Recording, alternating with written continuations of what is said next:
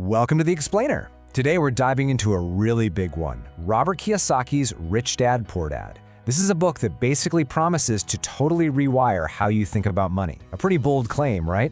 Let's see what it's all about. So this quote right here, it's pretty much the whole book in a nutshell. Kiyosaki had two father figures in his life, and they gave him completely opposite advice about money. It wasn't just about having two dads. It was about being taught two totally different ways of seeing the world. And that choice he had to make between their two philosophies, well, that's the foundation for everything that comes next. So let's break down these two mindsets. Kiyosaki's whole journey started by just watching and comparing these two guys. You had his poor dad, who was actually his real dad, a very smart, highly educated man, a school teacher. And then you had his rich dad, who was his best friend's father, an entrepreneur who, believe it or not, never even finished the 8th grade. And man, right from the get-go, their advice was like night and day. His poor dad would say, "The love of money is the root of all evil." But rich dad, he'd flip it completely and say, "No, the lack of money is the root of all evil." You can imagine, as a kid, hearing these two polar opposite views, it really forced him to think and decide which path actually made sense. And it just keeps going. Poor dad's advice was the one we've all heard, right? Study hard so you can find a good company to work for. But rich dad's advice was study hard so you can find a good company to buy. See the difference?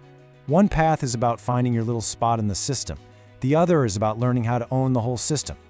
We're not just talking about career advice here. This is a totally different way of looking at your place in the economy. This one is so powerful because it's all about mindset. Poor dad would often say, "I can't afford it." And that's it. Conversation over, brain shuts down. But rich dad taught him to flip that into a question. How can I afford it? And that little change, it does something amazing. It forces your brain to start working, to look for solutions, to see opportunities you'd otherwise miss. Okay, so this brings us to one of the most famous stories in the book.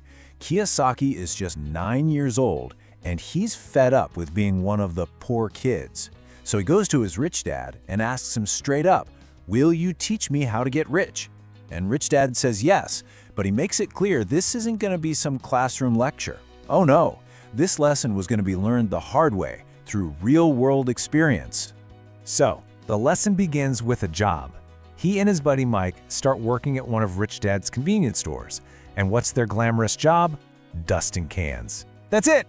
Just dusting can after can after can. Super repetitive, super boring, but as they'd soon find out, there was a very specific reason for it. And get this, their wage was 10 cents an hour. Now, even back in the 1950s, that was basically nothing. So imagine you're doing this mind-numbing work for 3 weeks straight, and all you have to show for it is a few dimes. The frustration just started building and building until Kiyosaki was like, "That's it, I'm done, I quit." But see, that feeling, that was the entire point of the lesson. Rich Dad was doing it on purpose. He wanted them to feel underpaid, to feel frustrated, to feel exploited. He was letting life, as he put it, push them around so they could learn something school would never, ever teach them. What it actually feels like to be stuck in a dead-end job working for peanuts. So when Kiyosaki finally blows up and complains, Rich Dad sits him down and explains it all. He says, look, most people just let life push them around. They get mad at their boss, they complain about their paycheck, but they miss the real lesson. They don't realize that it's life trying to teach them something.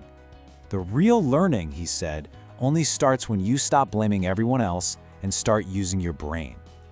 And just when they thought they got the lesson, Rich Dad decides to push them even further.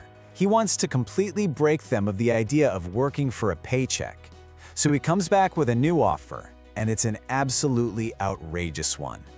He tells them they have to keep working for nothing, $0, not a single cent.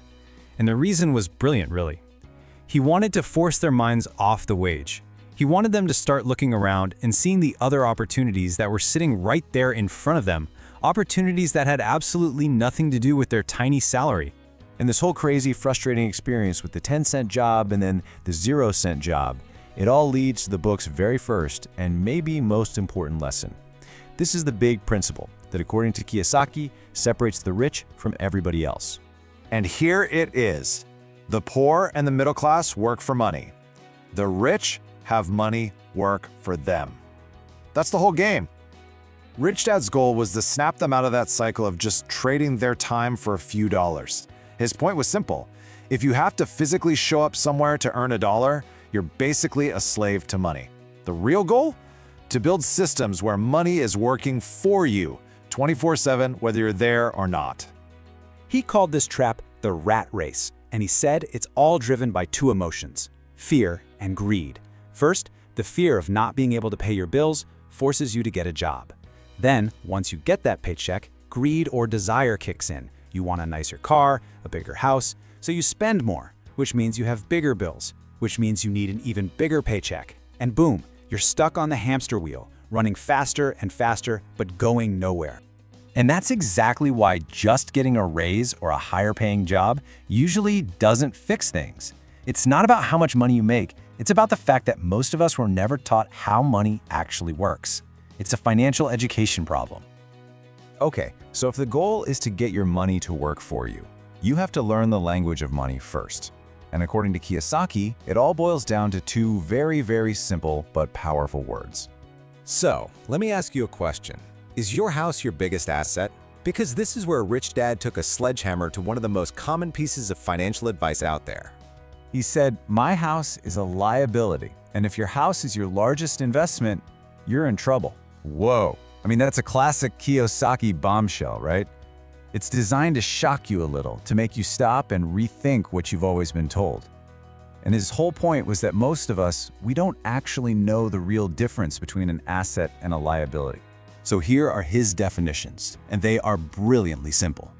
An asset puts money in your pocket. That's it. It's anything that generates cash flow for you, whether you're working or not. We're talking about things like a rental property that pays you rent every month, or stocks that pay dividends, or a business that runs without you having to be there every single day. And a liability, you guessed it, it takes money out of your pocket. Simple as that. And for most people, their house does exactly that, right? You've got the mortgage, the property taxes, insurance, repairs. It's just a constant flow of money going out. And this is the key. The rich spend their lives buying assets. The poor and middle class spend their lives buying liabilities that they think are assets. So okay, the goal is to buy assets, but what is the single most powerful, most important asset you could ever own? Well, Rich Dad always said that true wealth isn't really about how much cash you have in the bank, it's about your mindset. He drew this sharp line between being broke and being poor. Being broke is temporary. It's just a situation where you don't have money right now. But being poor, that's a mindset, that's eternal. It's a state of mind that says, I can't do it.